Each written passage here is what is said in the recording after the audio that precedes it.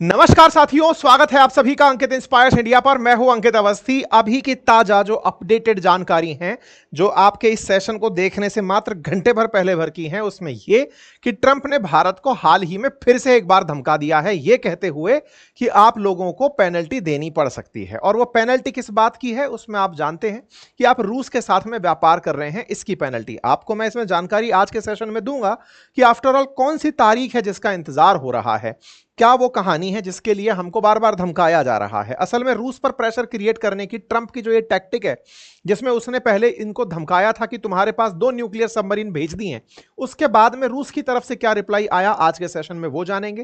ताजा ताजा हाल ही में भारत को जो धमकी दी वो जानेंगे। और सबसे ताजा बात जो आपके सेशन से मात्र आधा घंटे पहले की है, और वो ये कि भारत सरकार ने आज खुले तरीके से अमेरिका और वेस्टर्न कंट्रीज को यह इन्फॉर्म कर दिया है कि देखिए आप सब लोग क्या करते हैं और हम लोग क्या करेंगे ये हम डिसाइड करेंगे। अपने द्वारा दिए गए भारतीय जवाब को भी आज आपको सुनना होगा। तो पूरी तरह से अपडेटेड लास्ट मोमेंट का ये सेशन है। आइए जरा जानकारी साझा करते हैं। जियोपॉलिटिक्स में इन दिनों एक अलग प्रकार की नूरा कुश्ती चल रही है ट्रंप और पुतिन के बीच में। दोनों जो एक दूसरे को मित्र कहा करते थे। रशिया यूक्रेन वॉर रुकवाने के तमाम प्रयास जब विफल हुए, तमाम प्रकार के नेगोशिएशन वार्ताएं जब फेल हो गई, तब ट्रंप ने अपना दूसरा रूप दिखाने का प्रयास किया। और वो प्रयास ये था कि मैं तुम्हें अब धमकाऊंगा, युद्ध की धमकी दूंगा। और ऐसा पहली बार बहुत लंबे समय बाद देखने को मिला जब अमेरिका रूस को सीधे सीधे धमकाने के लिए अपनी तरफ से न्यूक्लियर सबमरीन भेज दिया। और सबमरीन भेजने पर इसने आरोप लगाया दिमित्री मेदवेदेव के उस बयान का जिसमें वो इनको भड़काने के बयान दे रहे थे। और मेदवेदेव के बयान में कहीं ना कहीं भारत के प्रति एक सॉफ्ट कॉर्नर था। भारत रूस को एक करने का प्रयास था और अमेरिका इसी चीज से चिढ़ रहा था कि भारत और रूस एक साथ डेड इकोनॉमी होकर हमें कैसे समझा सकती हैं। इस तरह से हमें भी लपेटा गया कि तुम्हारे द्वारा खरीदे गए तेल से रूस को पैसा मिलता है और वो उस पैसे से यूक्रेन के ऊपर गोले गिराता है। यह जानकारी हमको साझा करते हुए ट्रंप ने इस बार कहा कि देखो तुम्हारे द्वारा जो किया जा रहा है वो समझ आ रहा है और ऐसे में हम क्या कर सकते हैं वो बात बताने का प्रयास किया। अब इसी बात पर जो ट्रंप ने धमकी दी थी सबमरीन की, उसी पर पुतिन की तरफ से जवाब आ गया है। जवाब आया पुतिन की तरफ से बोलने वाले स्पोक पर्सन के द्वारा। और स्पोक पर्सन ने अपनी तरफ से जानकारी देते हुए कहा कि देखिए, क्रेमलिन के स्पोक पर्सन थे दिमित्री पेस्कोव। उन्होंने अपनी तरफ से जवाब देते हुए कहा कि हम इस तरह की न्यूक्लियर गीदड़ भभकियों को किनारा करते हैं। ये कोई बयानबाजी का कोई मतलब नहीं है। दुनिया ये सतर्क जान ले कि रेटोरिक इस तरह का बयानबाजी का अगर बनाया जाए, किस बात का कि हां आपके पास हम न्यूक्लियर सबमरीन भेज देंगे तो हम डर जाएंगे, दुनिया में कोई नहीं बचेगा अगर हम भी इस बात पर उतारू हो गए। सीधा सीधा उन्होंने ट्रंप को इस तरह से इग्नोर कर दिया कि तुम्हारी इस बात का कोई मीनिंग नहीं है कि तुम रूस के पास में न्यूक्लियर सबमरीन भेज दिए हो। मतलब दुनिया को पता है कि हम क्या हैं, तुम क्या हो। वो वाली बात है कि तुम ये केवल बयानबाजी करके दुनिया का ध्यान मत बांटो। रशिया ने साफ साफ तरीके से अमेरिका को जब जवाब दिया तो ये जवाब अमेरिका को बहुत बुरा लगा। और इतना बुरा लगा कि अमेरिका के अखबारों की हेडलाइन बना कि ट्रंप को गांठा ही नहीं रूस ने, और इस तरह से इग्नोर कर दिया कि हाँ हाँ ठीक है आप जो कह रहे थे। ट्रंप से पूछा गया, वो दिमित्री पेस्कोव से पूछा गया कि मेदवेदेव के बयान पर आप क्या कहेंगे जिस पर ट्रंप भड़के हुए हैं। तो रूस ने कहा कि देखिए सबको पता होना चाहिए कि रूस का राष्ट्रपति पुतिन है, विदेश नीति पुतिन के अनुसार तय होती है। और आपको मेदवेदेव की बात बुरी लग रही है तो यह आपका हेडेक है, हमारा नहीं। तो आप लोग कैसे लेते हैं तो ये तो अमेरिका वाले जाने, हमें ना जानना पड़े। इस बात को उन्होंने इस तरह से किनारा कर दिया। कुल मिलाकर के हेडलाइन बनी, there can be no winner in a nuclear war. Kremlin ने अपनी तरफ से स्पष्ट कर दिया। Russia urge caution amid Trump's nuclear submarine comment. कहा कि देखिए सचेत रहिए और इस तरह की जो बातें हैं ना, बकवासबाजी में ना रहें तो बेहतर है। हम लोग खुद नॉन प्रोलिफरेशन पर बिलीव करते हैं कि न्यूक्लियर चीजें ना प्रसारित हो। We are very careful with any statement related to nuclear problem. ये पेस्कोव ने साथ साथ कहा कि हम लोग पूरी तरह से इस बात को ध्यान में रखकर के, ये वैसी बात है जैसे एनी टाइम पाकिस्तान भारत को कहता रहता है हम न्यूक्लियर कैपेबल स्टेट हैं, हम ये कर देंगे वो कर देंगे, तो भारत क्या कहता है कि बेटा हमने चूड़ियां थोड़ी पहन रखी हैं, या फिर हमारे परमाणु बम दिखाने के लिए थोड़ी हैं, वो भी कभी ना कभी तो यूज आएंगे। बिल्कुल वैसे ही रूस ने जिम्मेदारी पूर्वक अमेरिका को यह मैसेज दे दिया। अच्छा साहब, यही न्यूज अब बड़ी न्यूज बनकर आती है कि Kremlin teases more drag out talk claim Putin. लेकिन एक और खबर यहां निकलती है और वो खबर यह है कि पुतिन तैयार हो गए हैं जेलेंस्की से वार्ता करने के लिए। हालांकि इस खबर की कोई सत्यता प्रमाणित नहीं होती, लेकिन असल में ये जेलेंस्की की कहानी क्या है मैं आपको वो बता देता हूं। आप सभी को यह ध्यान होगा कि यूक्रेन ने लगातार ट्रंप को, जब से ट्रंप को यूक्रेन ने अपना 50% स्टॉक बेच दिया कि आप हमारे यहां से मिनरल्स निकाल लो, तो जेलेंस्की ट्रंप को बार बार खौंचे जा रहे हैं कि सर आपने पैसा तो ले लिया हमसे, हमारे संसाधन ले लिए, अब युद्ध तो रुकवाओ, हम हर दिन मर रहे हैं, इसका क्या सॉल्यूशन है। तो ट्रंप ने पिछले महीने जुलाई के अराउंड 50 दिन का एक टाइम लिया था कि मैं 50 दिन के अंदर ये सब कुछ रुकवा दूंगा। 50 दिन का टाइम फिर से इसने कहा, जेलेंस्की ने कहा सर 50 दिन में तो ये आदमी छेद देगा, हमें फिर से मार रहा है और खूब सारे हमारे ऊपर गोले फेंक रहा है। तो ऐसे में फिर स्कॉटलैंड की यात्रा पर ट्रंप ने कहा कि मैं 10 से 12 दिन के अंदर ये सारे मामले को रुकवा दूंगा। असल में वो जो 12 दिन का टाइम है ना, वो 8 अगस्त को पूरा हो रहा है। 8 अगस्त को पूरा हो रहा है ट्रंप का कमिटमेंट। 7 अगस्त को भारत पर 25% टैरिफ लग रहा है। 8 अगस्त को ट्रंप की रूस को दी गई धमकी पूरी हो रही है कि उसके बाद फिर मैं देख लूंगा कि क्या करूंगा। सबको यह समझ में आने लग रहा है कि इसकी धमकी का मायना क्या है। मायना सिंपल है कि अगर मान लीजिए रूस नहीं मानता है तो भारत के ऊपर और सैंक्शन लाद दो। कितने सैंक्शन लाद दो? हो सकता है कि अभी 25% का टैरिफ है, भारतीय तेल कंपनियों को बैन कर दिया जाए। भारत के अंदर जो कंपनियां काम कर रही हैं वो हो सकता है अमेरिका में काम ना कर पाए। दूसरा, भारत के ऊपर और ज्यादा टैरिफ बढ़ा दिए जाएं। जितना भारत प्रेशर में जाएगा, भारत रूस से कहेगा कि भाई साहब आप ऐसा मत करो, हम आपसे तेल नहीं खरीद पाएंगे। जब भारत उसको कहेगा, वो स्वतः ही दबने को तैयार हो जाएगा। तो एक तरीके से ये इनडायरेक्टली हमें पीसने का प्रयास कर रहा है कि भाई हम दोनों की मान मनोबल में तो मान नहीं रही है बात, लेकिन भारत को मना लिया जाए। भारत दुनिया को हमेशा यह बताता आया है, और आज के सेशन में हम जब भारत का जवाब आपको बताएंगे तो आपको बहुत अच्छा लगेगा कि भारत ने कितना अल्टीमेट तरीके से अपना जवाब दिया है, वो आखिर में हमने आपके लिए बचा के रखा है। तो फिलहाल के लिए 8 अगस्त के पीछे की कहानी क्या है, तो ट्रंप के द्वारा कहा गया है कि मैं 8 अगस्त तक इसको मनवा के मानूंगा। तो उसके लिए तैयारियां जो भारत पर प्रयास चल रहे हैं, ये सब उसी के प्रयास हैं। अच्छा, क्या जेलेंस्की से मतलब समझौता करने के लिए पुतिन तैयार हो गए? तो देखिए क्या है कि मॉस्को के द्वारा, सॉरी, अमेरिका के द्वारा रूस में अपना एक प्रतिनिधि भेजा जा रहा है, विटकॉफ। और विटकॉफ की जो यात्रा है ना, वो असल मायने में मिलने के लिए है पुतिन से, कि आप मिलकर आएं। ट्रंप उन्हें भेज रहे हैं कि उनसे कहिए कि वो जेलेंस्की के साथ कम से कम टेबल पर तो बैठें। पुतिन इस बात पर जिद करे हुए थे लंबे समय से कि मैं जेलेंस्की को राष्ट्रपति मानता ही नहीं हूं। टेक्निकली चुनाव पहले ही खत्म हो जाने चाहिए थे, अब तो ये जबरदस्ती सत्ता में बैठा हुआ है अमेरिका की चाहत पे। इसको हटाओ, इलेक्शन कराओ, जो नया आदमी आएगा मैं उससे बात करूंगा।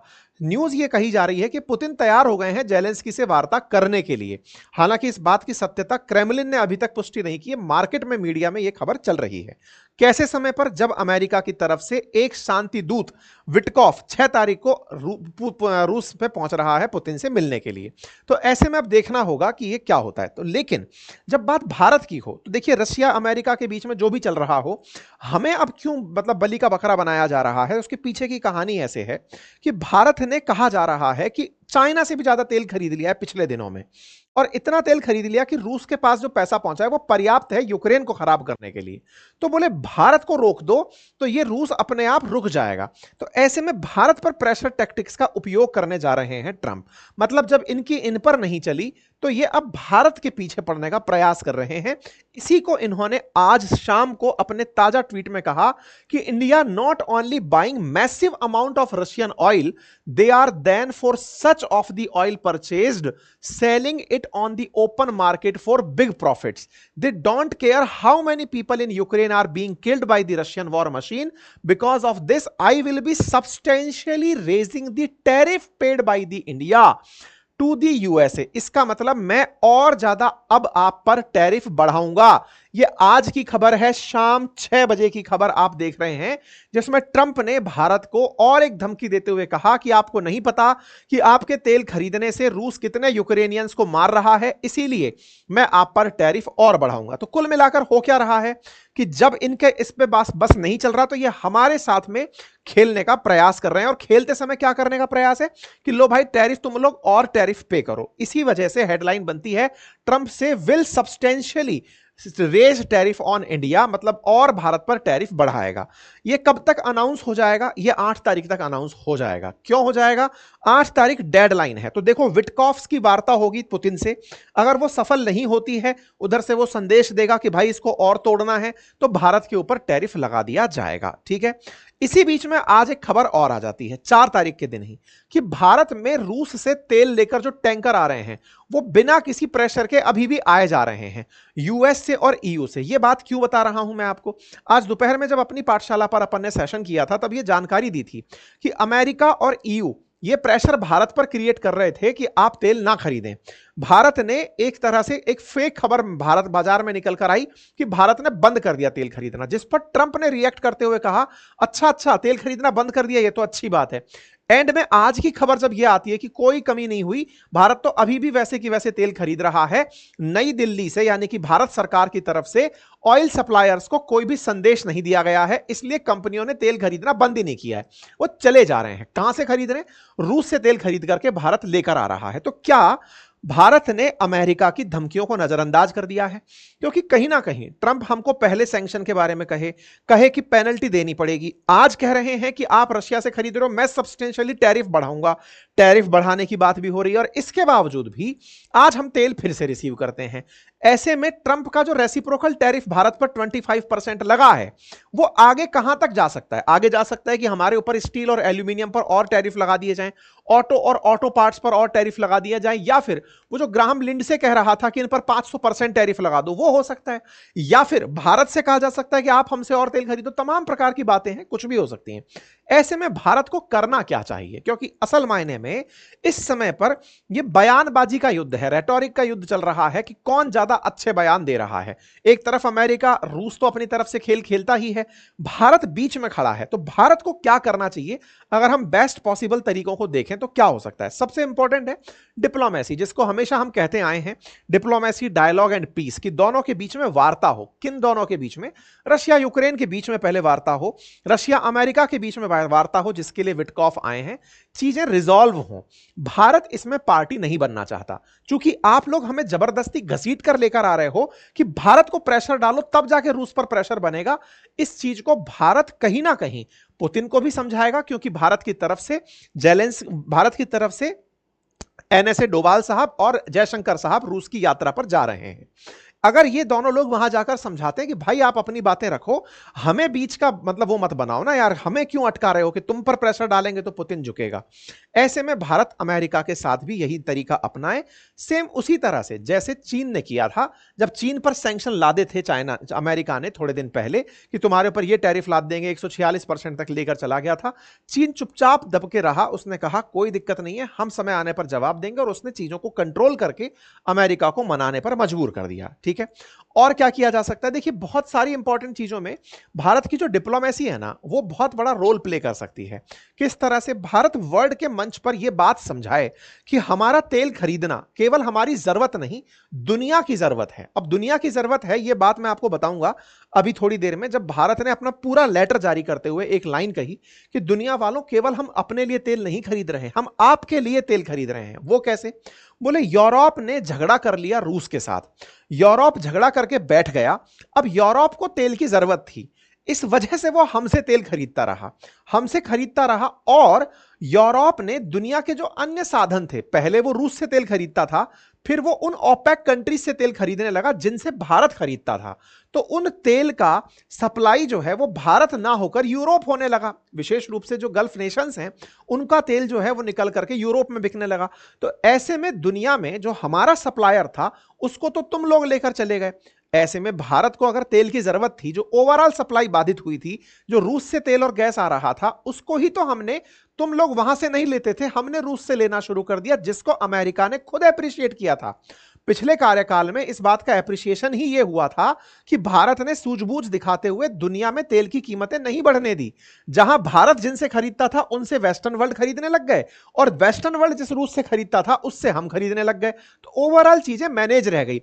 अमेरिका और वेस्टर्न वर्ल्ड को दिखाना था कि रूस पे हमने सैंक्शन लगाए, वो भी विजेता रह गए, और हम भी, हमारे यहां पर तेल महंगा नहीं हुआ, हमने दुनिया को तेल की कीमतों से बचा लिया। तीसरा पॉइंट जो भारत को करना चाहिए, और वो ये है, इन तमाम ऑड सिचुएशंस में, क्योंकि हमेशा ये देखा जाता है कि कौन ज्यादा कमजोर है जिसे दबाया जा सकता है, तो हो सकता है भारत को, इसलिए क्योंकि भारत की जरूरतें ज्यादा हैं। 85% हम तेल इंपोर्ट करते हैं, और एक्सपोर्ट का मेजर पोर्शन जो सबसे ज्यादा है वो अमेरिका के साथ है, उससे हम बेनिफिट कमाते हैं। दोनों के साथ हमारे स्वार्थ जुड़े हैं। इसके बावजूद भी हमें तैयार रहना चाहिए इस स्तर पर कि हम अपने हिसाब से चीजों को कर सकें। अब उस तैयारी में हमें चाहे अपने युवाओं को, हमें नौजवानों को, हमारे किसानों को, हमारे श्रमिकों को, तमाम प्रकार के जो लोग हैं उन सभी को इस बात के लिए कन्विंस करना चाहिए कि अल्टीमेटली एक दिन, जैसे चीन एक दिन मजबूती के साथ ऊपर उठकर आया, हम लोग भी अगर अपने काम को मजबूती से करते चलें तो एक दिन हम भी बड़े देश बनकर आएंगे। आवश्यकता है देश के अंदर भी सत्ता पक्ष और विपक्ष मिलकर के इस काम को आगे बढ़े। यही कारण है कि आज भारत का जो सबसे लेटेस्ट अपडेट है वो ये कि India has been targeted by USA. ये सबसे इंपॉर्टेंट मैसेज है जो लेट रात्रि अभी भारत सरकार के द्वारा जारी हुआ है कि हमें अमेरिका और वेस्टर्न वर्ल्ड के द्वारा तेल खरीदने के कारण बार बार टारगेट किया जाता रहा है। वास्तविकता में भारत ने यह तेल खरीदना रूस से इसलिए शुरू किया था क्योंकि ट्रेडिशनल सप्लाईज जो थी वो यूरोप की तरफ हो गई थी जब कॉन्फ्लिक्ट शुरू हुआ था। अमेरिका ने इस चीज को कई बार एनकरेज किया और कहा कि भारत ने दुनिया में तेल की स्थिरता को बरकरार रखा है। भारत इंपोर्ट करता है और यह इंश्योर करता है कि हम एनर्जी की कीमतों को मार्केट के अंदर सही तरीके से रखें। हमको कई बार मतलब इस बात के लिए क्रिटिसाइज किया गया उन लोगों के द्वारा जो खुद रूस के साथ व्यापार करते हैं, हमारी तरह नहीं जो हम अपनी जरूरत के लिए व्यापार कर रहे हों। यूरोपियन यूनियन ने 2024 में अपने द्विपक्षीय व्यापार में 67.5 बिलियन यूरो का व्यापार किया रूस के साथ में 2024 में। साथ ही साथ में हमारे 17.2 बिलियन यूरो का इन्होंने 2023 में व्यापार किया। इतना ही नहीं, इस तरह से इन लोगों ने व्यापार करते हुए अपने पुराने रिकॉर्ड भी तोड़ दिए।